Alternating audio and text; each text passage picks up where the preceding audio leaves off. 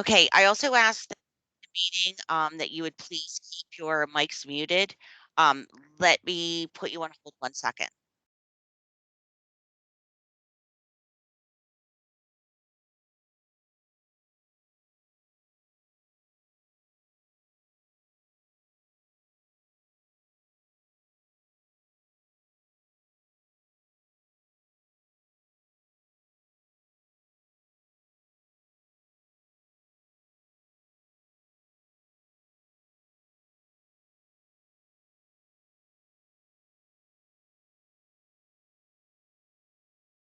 I apologize for that. I cannot pick up an incoming call to my line, and that was Chair Bruno.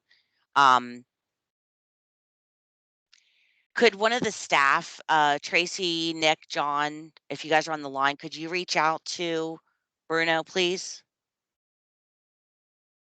And see if he is going to be joining the meeting? I will give him a call then. Okay, thank you. Yep. Okay, we're going to go ahead and get the meeting started, and I do apologize for the delay. We will go ahead and do a roll call. If I could get all the board members who are currently on this Teams call so that we can establish a quorum of members are present, so that we could do, action items and other board business then. So if I could ask each board member to state their name and then indicate that you are present for the meeting, and then we'll do a roll call of members. So we'll go with Vice Chair Pites. Are you on the line?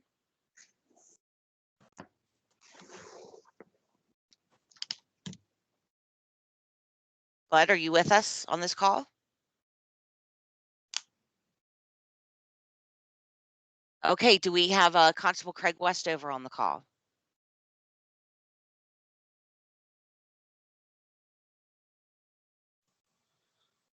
Constable Westover is present. Thank you, Craig. Judge Berletic?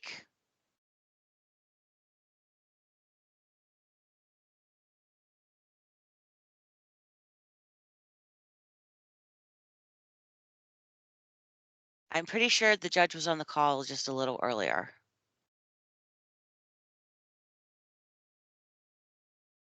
Okay, what about Major Bivens?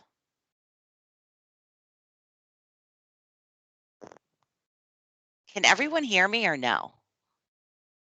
I can hear you, Sherry. Yes, we can hear you. Okay. I can definitely hear you, Sherry. Okay, thank you. Yes. Sherry, this is Nick. Individuals may need to unmute themselves because they were muted when they came in. So they may have to unmute their phones. Good point. Okay, how about Patricia Norwood Foden? I see that you are on the line. Yes, Patricia Norwood Foden is present. Thank you. Okay, do we have any other board members on the line that have not identified themselves? Judge Berletic? Major Bivens?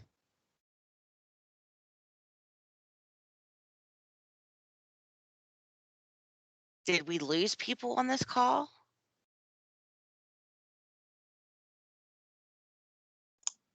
I see Major Bivens is on the list. It looks like his microphone is muted though. Yep, I see that too. And I'm pretty sure that Judge Berletic comes through as Nick, is there some setting on here that has everybody muted or something? It looks that way. I'm trying to undo that. This didn't happen before, so I'm No. trying to figure out what's going on.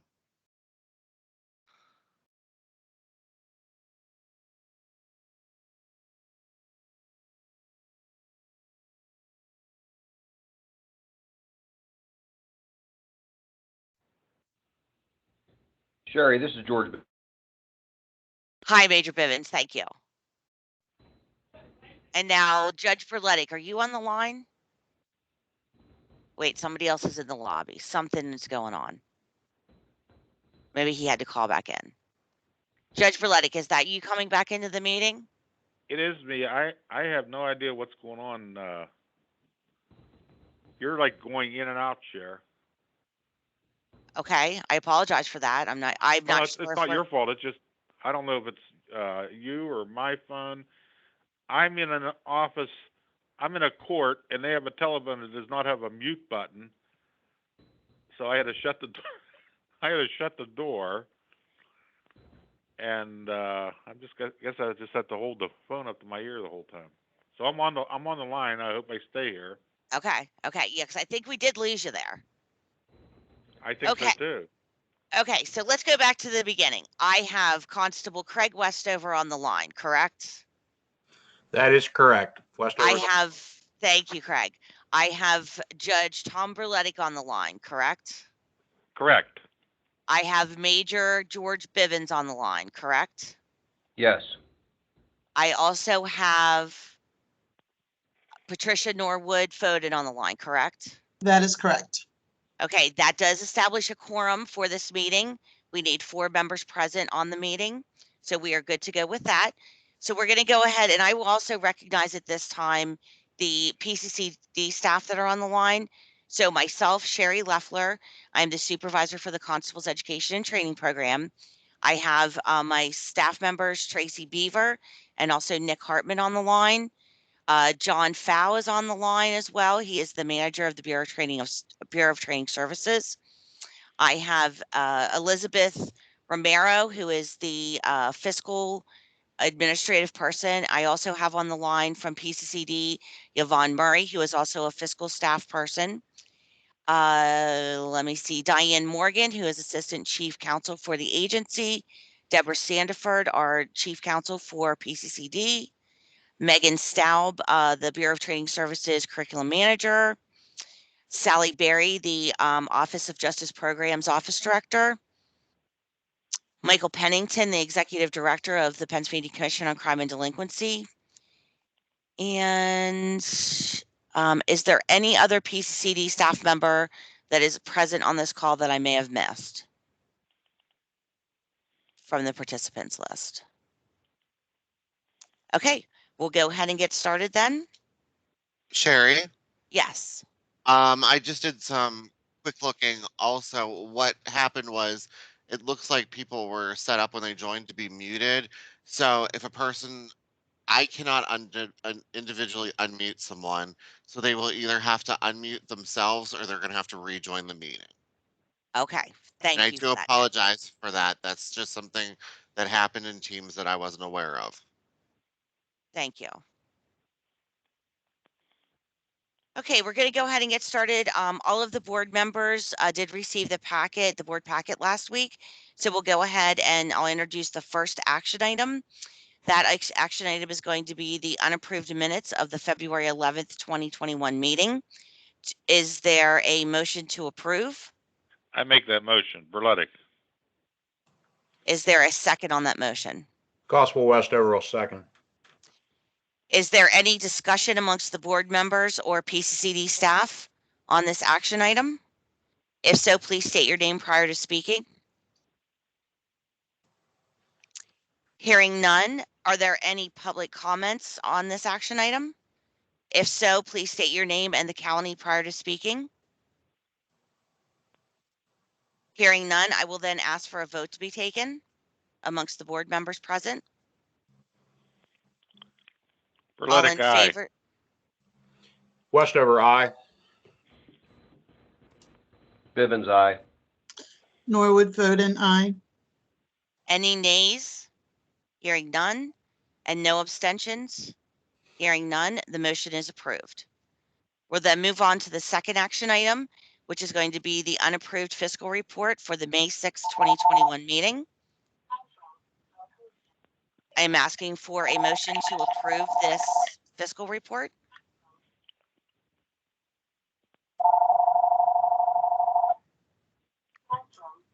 I move to approve the fiscal report. Norwood Foden. Do I have a second on that motion? Berletic, I second that.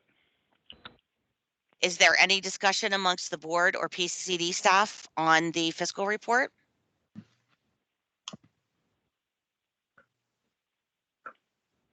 Hearing none, before we go any further, I've completely failed to do this. Yvonne Murray from our fiscal staff, would you please go through the fiscal report prior to the board taking a vote? I apologize. That's quite all right. The fiscal report for third quarter of your 2020-21 is listed on page 9 through 14. So under our receipts, the balance carried forward from previous fiscal year was $2,161,76.15. Now the fees collected through the third quarter were $812,644.51, bringing your total fund available as of March 31st for third quarter, $2,973,720.66. Under our expenditures and commitments, your total cumulative expenditures as of March 31st was $586,112.43. Your total cumulative expenditures and commitments as of March 31st were $2,743,032.34. This does include $438,275.65 in administrative expenditures and commitments. You can see that breakdown on page 10 of the board packet. So the total uncommitted funds for March 31st is sitting at $230,688.32. Back to you, Sherry. Thank you, Yvonne, and I do apologize for that oversight as well. And Sherry, now I will ask, yes, go ahead, Deborah. good morning. Good morning. In the absence of Chairman Bruno, if we have the vice. Oh, well, good morning, Chair. Yeah, I had apparently a wrong number I was dialing, but it had me on hold. A lot of beautiful music, though. So I was just going yeah. to suggest that Sherry kick it to the vice chair to ask for the motions and announce the result of the vote. But since you are here. And the vice chair is not present, so we'll just have John take over. Oh, the vice chair is not present? I No, thought he didn't sign on? that he was. No, Bud's not on the call. At any least he rate, didn't announce himself.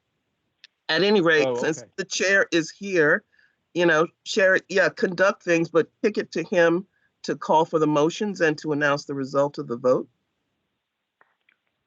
Okay. All right. Do I have a motion amongst the board members to accept the constable's fiscal report as of March 31st, 2021? Do I have a motion to accept that report? All in favor, say aye.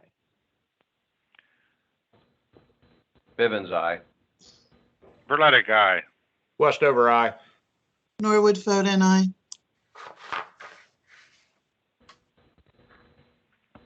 Any nays? The ayes have it. Moving on, Sherry. Okay, we will move on then to the third action item, and that is going to be instructor certifications. If I could ask Tracy Beaver if she could provide the overview for that for the board, please. Good morning, everyone. This is Tracy Beaver speaking. The instructor certifications are going to be as following. For Penn State University, the first instructor is Michael Outs. He is requesting topic certification for general. The next Penn State instructor is Wayne Bush. He is requesting general, communications, physical skills, and firearms to be certified in those topics. The third instructor for Penn State is Ryan Johnston. He is requesting certification in the topics of general, law, communications, and firearms. And the fourth instructor for Penn State is Joseph Popularchek. He is requesting topic certifications for general, communications, physical skills, and also firearms. The last instructor for Penn State is Timothy Stringer. He is requesting topic certifications for general, law, communications, physical skills, and also firearms. The last instructor certification is for Temple University, and that is Christopher Weiss, or Weiss. He is requesting topic certifications for physical skills and firearms. The staff does recommend board certifications for the instructors and for their topics that are listed that were previously stated. Do we have any questions or comments regarding these instructors?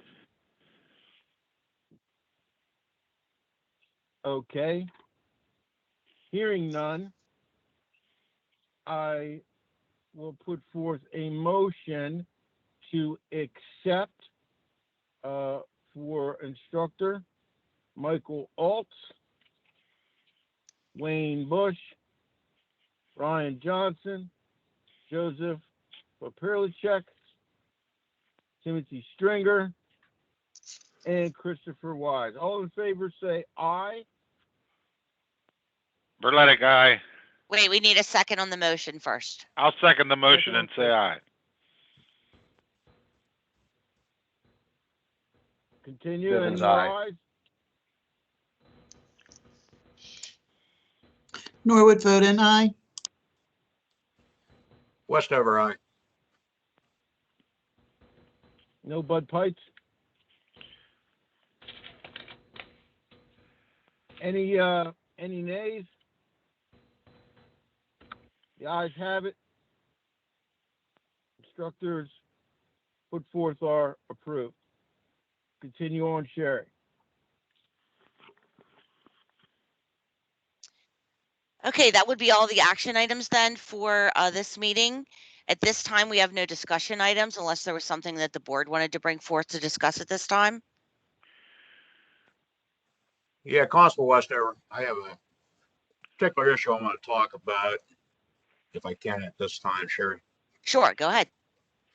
Okay, so a couple weeks ago, I was up as an instructor with Penn State at a annual firearms, and I've got to tell you that my observation of the skills, the gun handling skills, has eroded significantly since we stopped doing hands-on training. The show and shoot is we're seeing, transition drills behind the barricades not properly being done.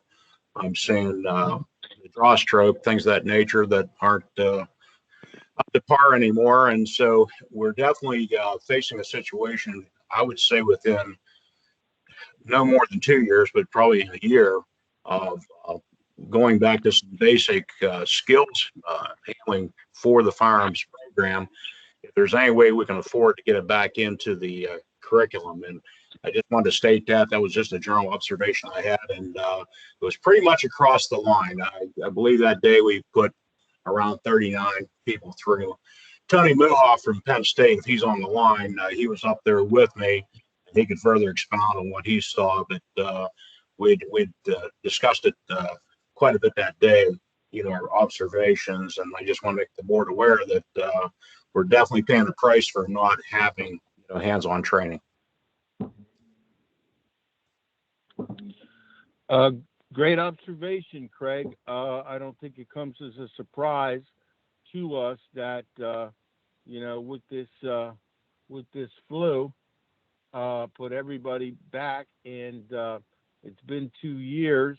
And the unfortunate thing is, human nature or whatnot, these guys don't get out and they don't practice on a regular basis. A lot of times, I'll wager the last time they shot their firearm might have been the day before their qual or at the qual itself. So, so noted. And like I said, it is something we need to start taking, I guess, a harder look at. Any other discussions? Yes, this is Any a, other? yeah, I have a question. Actually, just more maybe informational for me, as I am fairly new to this board. In the basic training, and I know, obviously the trainings are geared towards judicial trainings. Is there any kind of training that is given to the constables regarding working the polls, especially in light of, some of the more recent elections have been challenging for some of our municipalities? Is there any specific training that is directed at, working the polls? None. There's none. And it's a very good observation, incidentally, since that is our number one requirement. Correct. Statutorily, that we be there, the only law enforcement agency be there, but there hasn't been anything, no curriculum ever developed to address, the mechanisms of working the polls and the things that you can encounter, the things that you can and cannot do, the laws surrounding, voters' rights. No, nothing. Basically, we're just there to, I'll speak personally, it's for our township here right outside of Harrisburg. I have 10 polls that I rotate through all day long. And across town, if there's an issue, then I have to go from poll 10 maybe to poll 2. Takes a little bit of time. A lot of it has to do with the voter who's upset because they thought they were voting at a certain precinct, or can't cast their vote, provincial ballot they have to fill out. So a lot of it is basic human skills. It's common sense, John, but if still. Chair Go Bruno, ahead. this is Sherry Leffler. If I could just interject here, it is not within the statute and within Act 49 for the program. There is nothing in there under the program establishment that directs the board to provide curriculum and education on election day duties. There again, that is a job duty as part of the elected office itself, not as part of the training and certification that the board and the program puts on and provides to constables. There's nothing within the statute that directs that. Can I address this? Berletta, can I address this, Chairman? Absolutely, sir. The floor is yours. It is touched on in the basic training, and when I say touched on, I mean touched on, just a finger on it. We speak about election day duties, about the constable's role to maintain the peace at the polls, and we do not go into any specific examples, and I don't think there'd be anything wrong with maybe beefing that up a little bit. But it is touched on in the basic curriculum, very, very, very briefly. Right. It's skipped on. It's right, precisely. But I believe what the board member was asking, is there anything really specific directed, like a 4-hour block toward that? No, I agree with you, and possibly after this past election, we may want to consider even having a 4-hour block on election day duties, or a 2-hour or a 1 hour, but a little bit more that I guess we're finding our way with this new world that we found ourselves. We went to sleep. Right. We went to sleep last March 14th, and when we woke up the 15th, we found ourselves in the twilight zone. Right, and another thing too, as things progress, certain things are identified. I know talking with John Fow yesterday, he made an excellent point about use of force. use of force issues that sort of fall in by the actual hands-on use of force that constables was pretty much a, we did it every year. That's going by the wayside. That needs to come back. And well, you'll get no argument out of me because I'm a firm believer, and I agree 100%. Right, and then it wouldn't be a bad idea to maybe,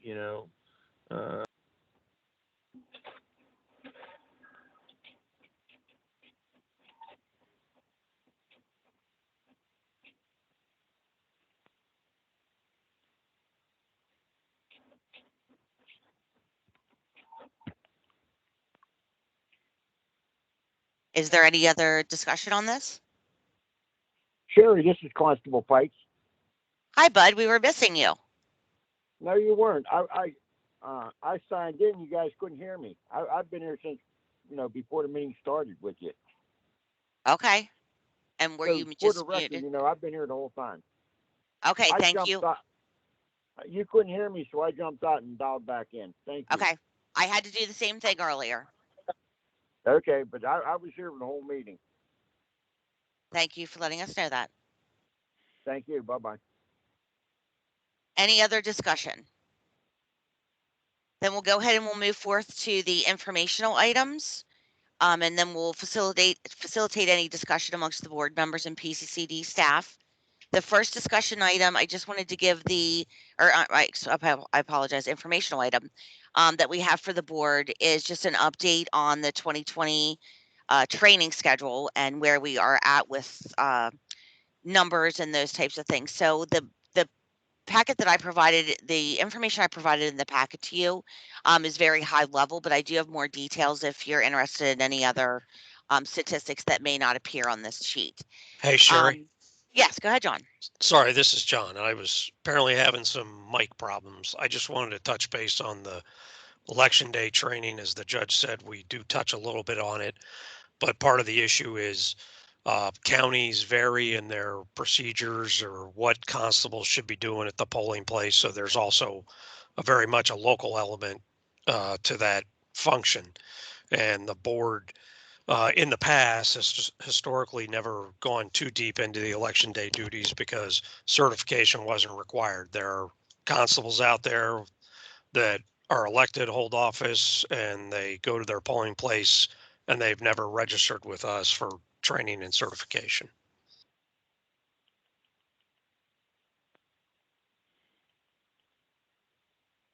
And again, I mean, I'm just going to put this forward there too, since John brought this up as well. Again, in the statute, basically what it says is the training shall include instruction in the interpretation and application of the fees provided for in section 7161 relating to the fee schedule.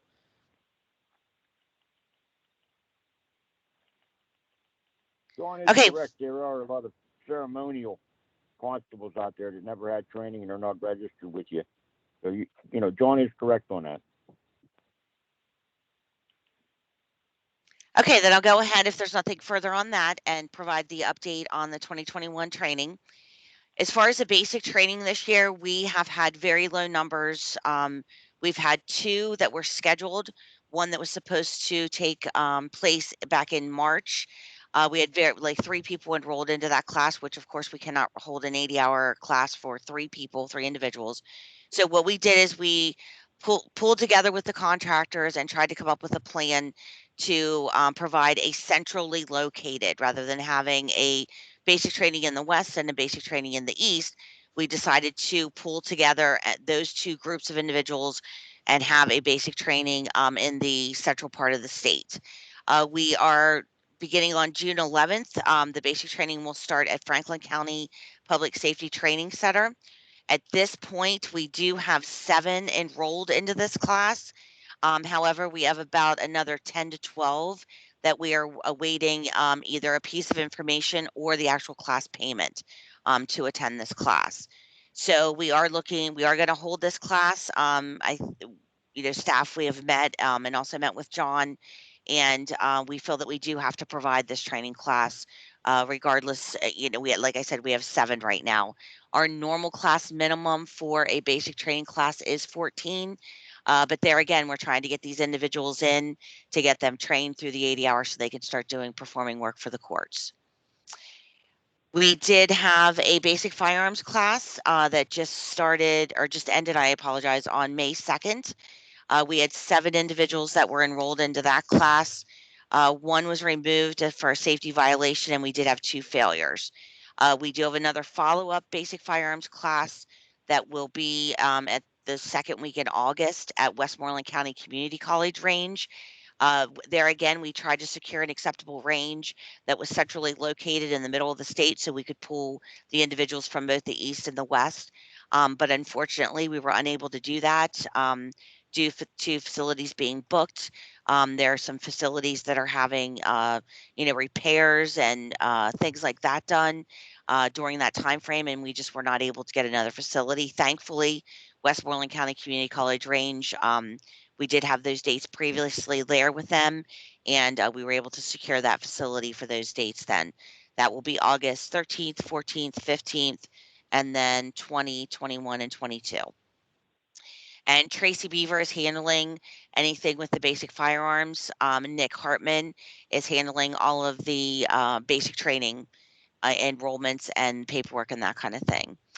As far as Con Ed classes, we have had 15 classes, in-person classes, successfully done this year so far.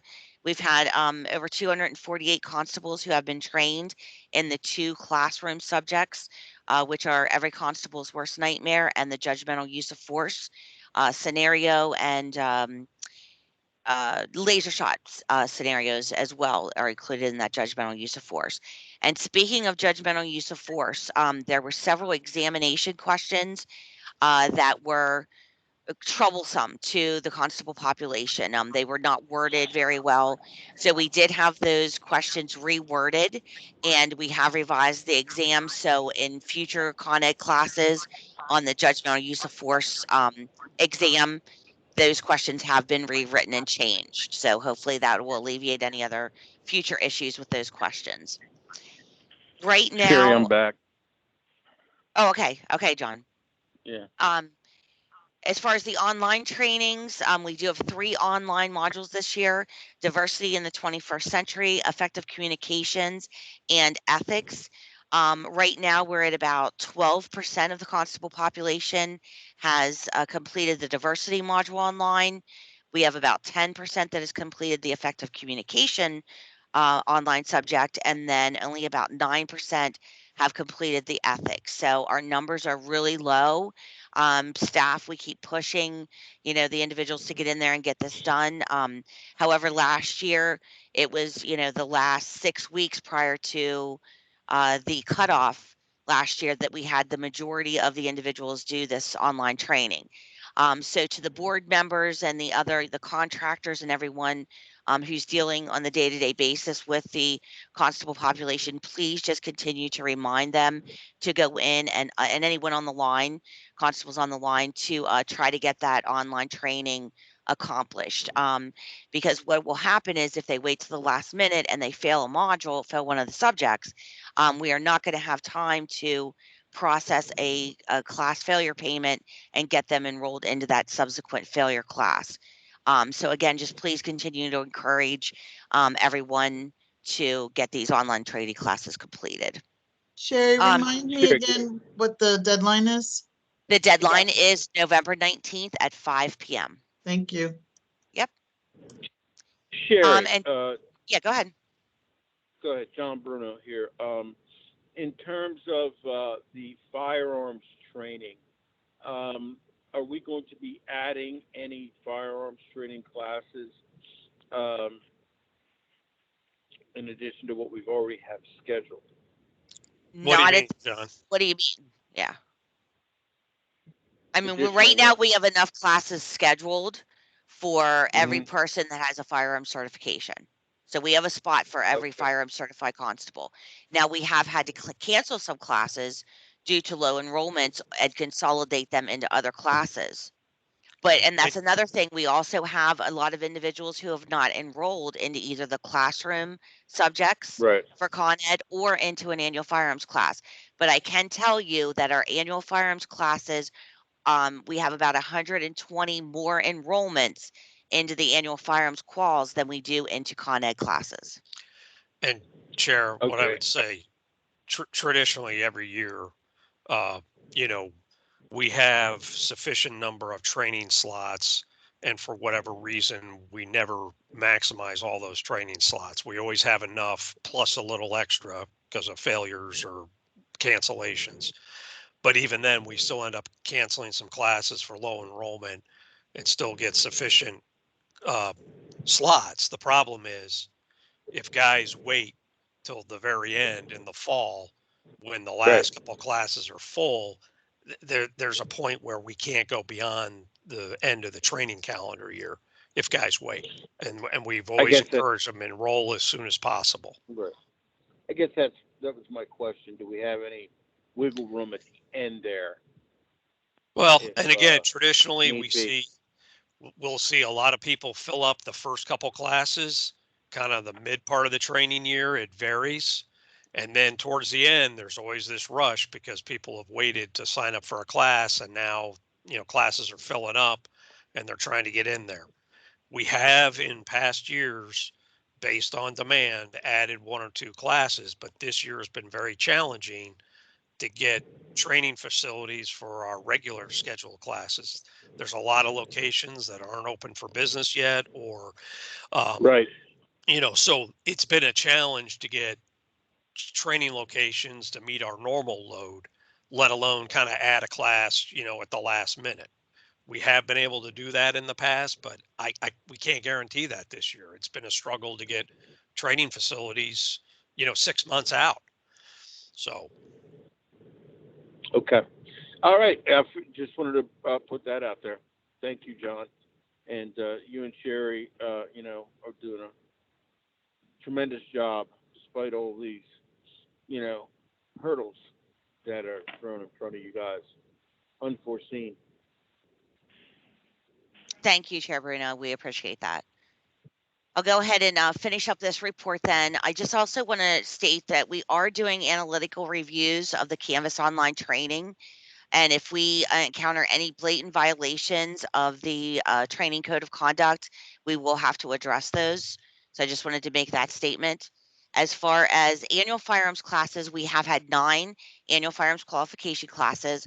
153 constables have been successfully trained and successfully completed their firearms certification for 2022. And also, while I have everyone's attention, I wanted to talk about the basic firearms class that ended this weekend. I did mention that earlier, but we also have spots available if anyone who did not get into this first basic firearms class to get into the subsequent firearms class that I mentioned that will be held in August at the Westmoreland County Community College. One other thing, we are going to be sending out a link to a demographic survey for the constable population to complete. This survey will include, the normal demographics, name, date of birth, where they're elected, experience, services that they provide, those types of things. And we've also added a few questions in there regarding re-elections for 2021. I would like to be able to use the survey results to help us do projections for 2022 and the need for basic training classes. sure. So hopefully that will help us. Yep, go ahead, John. I kind of wanted to tack on to that to let the board know. I know we've talked with Chairman Bruno about this, but we've seen over the last year kind of a drop off of maybe about 200 constables and deputies. And what we don't know how much to attribute that to. Is it guys just because the courts closed down during COVID, so they kind of let their insurance lapse and they might resurface this year during Con Ed, et cetera? Or we've heard from some constables who kind of said, well, my term was up in 20 or 21, so I decided to just hang it up. So this survey is going to be important for guys to answer so we can schedule enough classes, both basic and Con Ed in 22, because this is the big surge election year. And the last time we had that in 2016, we ended up running like 14 basics, if that's correct, Sherry. I think it was 14 basic trainings, where in a normal year we're running one or two. And so for us to plan properly, we really need constables to respond to that survey, because we do ask questions, if you're up for reelection, are you running again? Are you seeking reappointment as a deputy? Those kinds of things. That'll really help us a lot. So, because we don't know how much of the population might turn over, or get reelected, and that will be the big difference between how many basics we plan. And just we had 12 in 2016, John. You were 12. close. Okay. Yeah. 12 2016. Well, we can put the survey out there, and hopefully, we'll just have to, once again, keep hitting them over the head with the, to respond to it. And I will send out an email blast prior to let the constable population know the email address that this survey will be coming from, so that they can check their spam and junk folders for it. You know what I mean? Okay, So great. it'll be coming from a Temple email address. Perfect. And that's all I had on the training update. If any of the board members have any other questions or interested in any more in-depth statistics. But John, just to Chair Bruno, I keep wanting to call you Judge today. As far as you had mentioned about the annual firearms classes, we are also looking at, and I had mentioned that we have more individuals, constables enrolled into annual firearms qualification classes than we do con eds. There is about less than 100 who have not enrolled into a con ed class yet from our current certified statistics. So looking at that, we will ensure that we hold open at least 5 classes to accommodate those 100 individuals who are currently certified but have not enrolled into a class for 2021 to maintain their certification for 2022. And they will be held at the end of the year. So, I mean, but there may come, a time where we're looking at those 5 classes that are left and we only have enough to fill 2. A month out, we're going to cancel 3 of those classes. So don't hesitate. Yeah, the constable population cannot hesitate to enroll into both the annual firearms quals and the con ed classes. Right. And I guess next time we send out a bulletin, Sherry, remind me too that, we'll be very specific in there as to what they need to do, not only with the firearms and the training, the online training as well. Yep. And we do, John, in just about every training survey. bulletin that we have sent out, we have put that information in there. Great. Okay, Sherry. Great job. Sherry, And this is, oh, good. No, go ahead. I was just going to say that's all for me then, but go ahead. I just had just one quick comment regarding the survey. I'm not sure how the surveys are going to be worded, or if you're going to really get into specifics regarding identifying why there might have been a drop off, not just COVID related, but I would be curious to see how many constables have been affected because of the change in the rules regarding transports for criminal defendants. I know in our county, we've seen a drop off because we've been not transporting, and a lot of the constables, that was the area that they were focused in mostly. And from what I understand, the rules committees are looking at extending the availability of allowing defendants to participate through video even after COVID restrictions are lifted. So I would also be curious to see if that little information would be included in the survey, just to get a snapshot of what constables, what really truly is affecting their, not only their ability to perform services, but if that was part of the decision making for not, continuing on with their service. Yeah, I think the only, this is John Fowler, the only question at the time, I think when we composed it regarding transports was, of course, asking about, if they're in compliance with the Supreme Court rules regarding having a cage, in order to do transports, because, we still hear that, transports are being conducted without cages, et cetera. So But you know what, Sherry, maybe you and I can reach out to Vanessa at Temple and see if we could maybe add another question or two in there. Yep, we could definitely do that. The only thing, and actually, I'm looking at this right now. I just pulled up the preview of the survey. We do ask about installing a permanent cage in your transport vehicle. Is your transport vehicle identifiable as a state constable's vehicle? So those were the only two questions. Do you wear body armor? Yeah, we'll talk offline with Yeah. Vanessa. We can. Yeah. I want to talk offline about a question or two that I would like to see in there. But okay, thank you, Sherry. Yep. And then the next informational item we have is the status of certifications. If Tracy could provide that update for us. Yes, good morning again. As of, that should be April 20th, 2021. I do apologize for the typo in the board packet. There were 1,014 constables and deputy constables who are currently listed as active and certified, meaning that they have a valid term of office and have also gone through either the basic training or a continuing education course. Of those, 820, or roughly 81%, are also firearm certified. And since the inception of the program in 1996, there have been a total of 4,633 individuals who have completed either the basic training class or the law enforcement waiver examination. Okay. It's good. Any comments, questions on that report from the board? Hearing none, do I have a motion to accept that as presented? Motion by Price. Hey, you're back.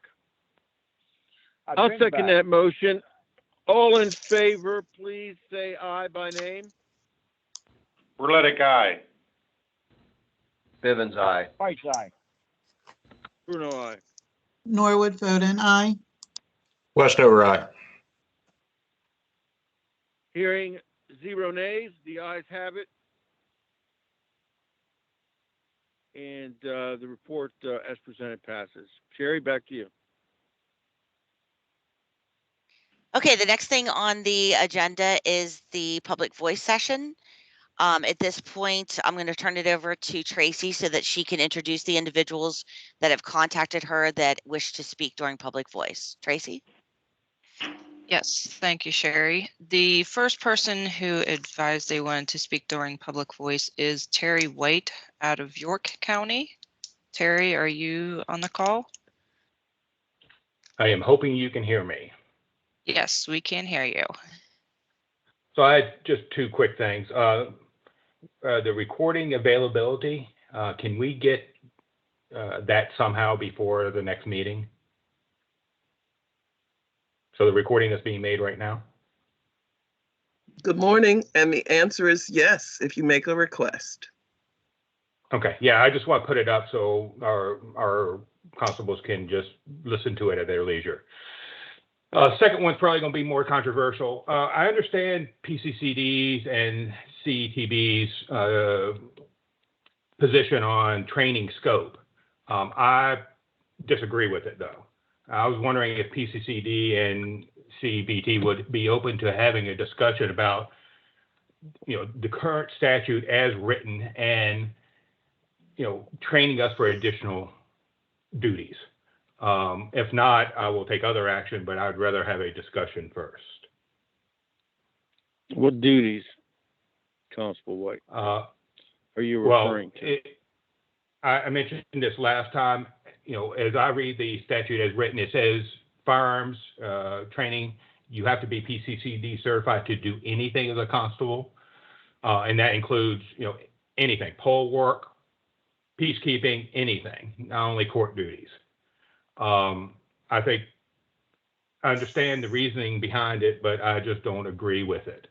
So I would like to open a discussion regarding that. I think there's a couple of other constables that would like to also have that discussion with the board.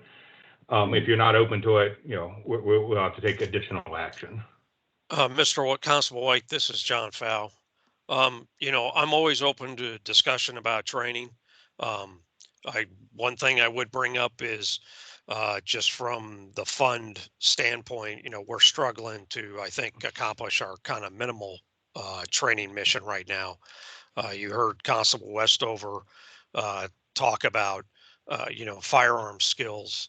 And I know a lot of constables over the years, would complain about the annual firearms because we would review fundamental, weapon handling and those kinds of things. But also, too, we're one of the few places a lot of these guys, get that firearms training. I know there are constables who pay for their own training or they attend other trainings in their county, but there are a lot of guys who don't. I can say I think discussion about training is always a good thing and always a welcome thing. Sometimes it comes down to, as you mentioned, does that fit within the realm of the board and the statute? So. Yeah, that's always something that you have to keep in mind, Constable White, is, we're driven by statute. Well, I agree, but I disagree with it, the way y'all are interpreting the statute. And again, I'm not saying you're wrong. I'm just saying my interpretation is a little bit different. I would just like to have we can do it over email. We can do it on a quick call. I'd like to lay out what my case is that, we should be expanding it because, we had the 3 topics this year. We could have replaced one of those with additional duties, or we could have done, something else instead of those 3 topics, which again, I was going to not go into, so I'm not going to go into that right now. But I just think, the firearms, the poll work and the additional duties that we are arguably authorized to do, I think we should have a discussion. And I'm more than happy to put all my thoughts in writing and send it to the board and PCCD to kick. Yeah, I was going to say, Constable White, I think that would be the best approach. That way you can lay out, all your information and, information to support your views. Yeah, and I'll work with, I'm hoping Ron's on the phone, Clever. I'll work with him and maybe a couple of other constables, and we'll get a unified packet to the board. That way, you're not getting stuff from each individual constable, but we'll try to work together as a team and send y'all something on our position. So thank you for being open to that. Yeah, that's an excellent idea. I mean, there's a lot of experience out there from constables and working in different areas, and yeah, I mean, absolutely. Yeah, please put something together and. We'll be open-minded. Just remember that, as things are, we operate, in a parameter, okay, in terms of what we can and cannot do being a board. But, you send it through and we will definitely look at it. I'm always open to something new and different, especially if it applies. Just thank you. Thank you so very much. Tracy? Okay, thank you, Chair. The second person who advised that they wanted to comment is Kareem Johnson. Are you present, Constable Johnson?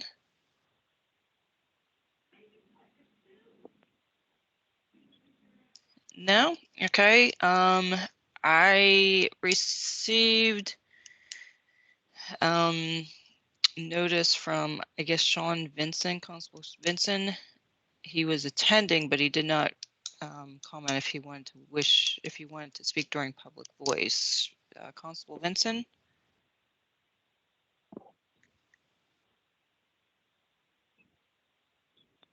Constable Vinson, are you there?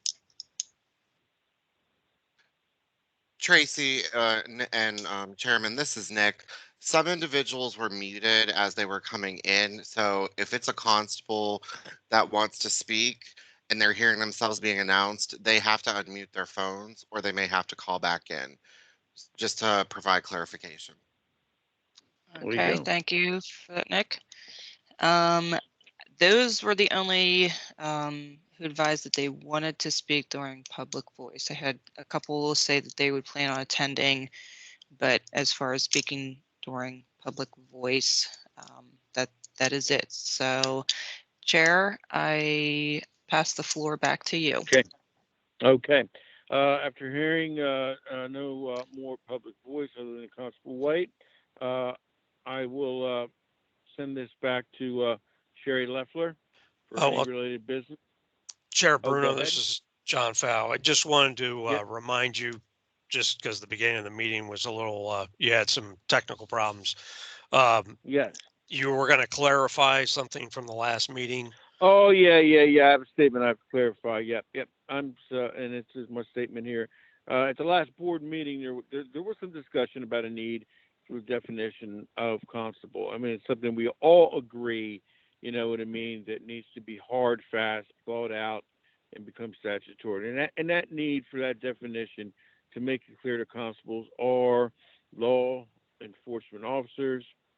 And like I said, but it is, you know, a matter for the state legislature to take up, and the responsibilities outside the duties of the constable board itself to come up with that definition.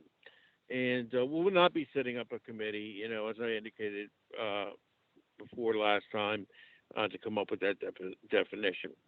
As we said before, this board invites various constables and associations to get together and speak to the legislature as one voice on these larger issues that are outside of the board's mandate. Once again, you know, we have an excellent board counsel, and you know, she keeps me straight. She knows what we can and cannot do, so I thank her for that as well. But you know, we need to come up with a definition. So anybody out there listening, you know what I mean? You got my email. You know, send me your thoughts on that. So that's something that we're going to definitely move forward with this year. Thank you, Chair Bruno. Very welcome. Back to you, John, Sherry. Is there anyone else on the line before we close out the meeting that would like to speak during the public voice session? Hearing none, then we will go ahead. John, if you would like to request a motion to adjourn. Chairman John Bruno, I would like to Constable request. Haken? Hold on. Go ahead. Yeah, I'm Constable Haken.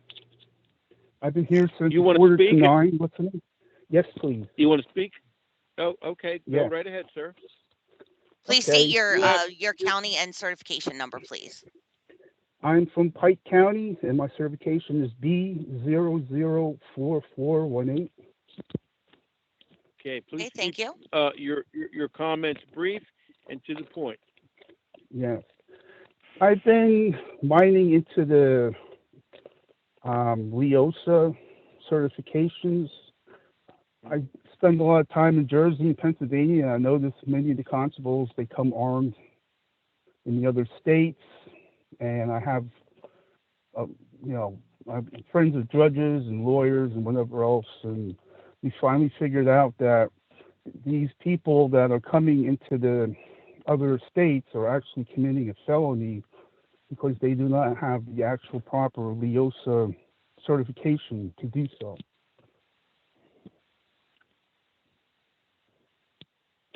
You're saying that constables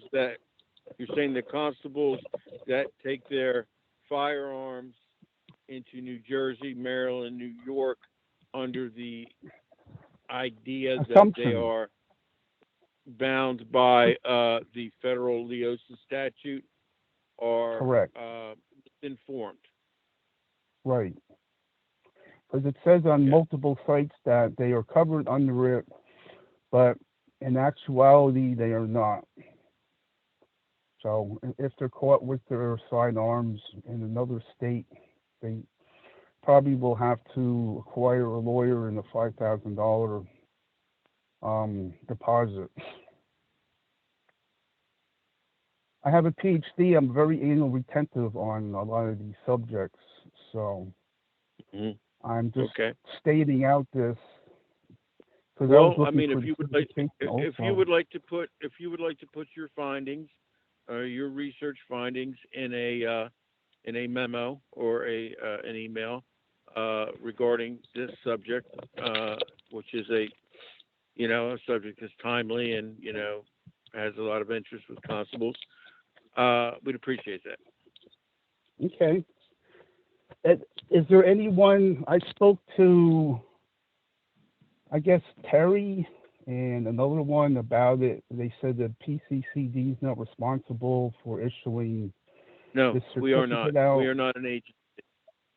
We are not an All agent. right.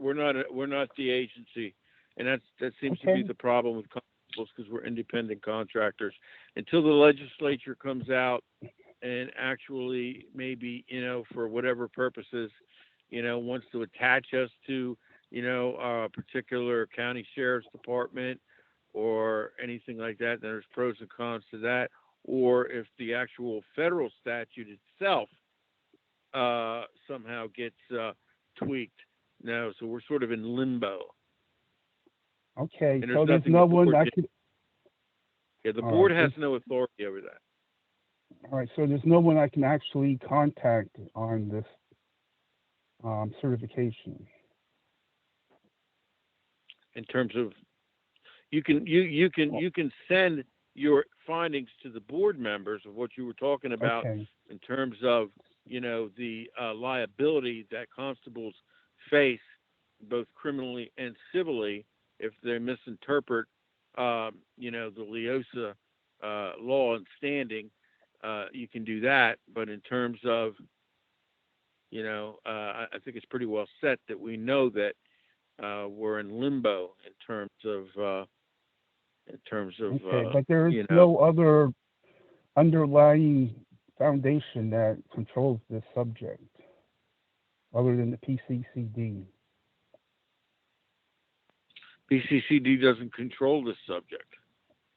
I understand that, but all right, but there's no reference on who else I can contact upon the subject for the constable. Your legislature, your legislator, your U.S. congressman, because it's a U.S. statute. I mean, if I don't know where you live, it's Scott Perry maybe, or one. Well, I'm right. Absolutely. Okay, I'm in Pike County. So. Oh, you're in Pike County, so whoever you're, I wouldn't go. I'd go to your. I would go to. I would go to your U.S. congressman up there.